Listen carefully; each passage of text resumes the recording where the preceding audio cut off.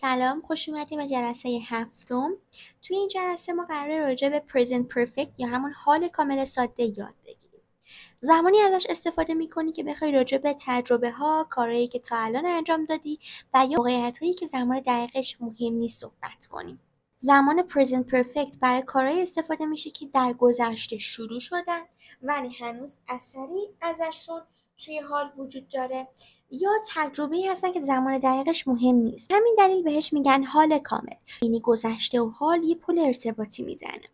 ساختار جملات مثبتش به این صورته. subject میارم، have یا has میارم، past participle یعنی شکل سوم فعله.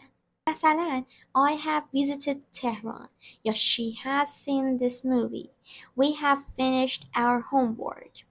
این نکته‌ای که باید بهش توجه کنی اینه که برای I, you, we, they ما have میاریم و برای he, she, it هم has میاریم. توی جملات منفی یا همون negative فرمش ما not رو بعد have یا has میاریم.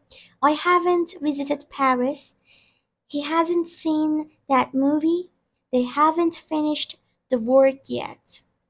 توی جملات سوالی جایگاه فعل و فاعل عوض میشه، یعنی have یا has میاد اول جمله و subject میاد بعدش. Have you ever traveled abroad؟ یا has she finished her homework؟ یا have they seen this movie before؟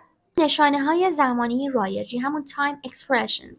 ever هستش که به معنی تا حالا، دومیش never به معنی هرگز، already همین حالا، yet هنوز، so far تا اینجا. به این مثال توجه کن.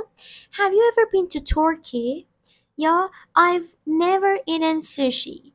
یا she's just finished her class. و آخری هم we haven't done it yet. میخوام یه تفاوت مهم بین گذشته ساده همون simple present و present perfect بگم. توی present perfect زمان دقیق مهم نیستش. I've been to Italy. توی این جمله تو نمیدونی که من کی ایتالیا بودم.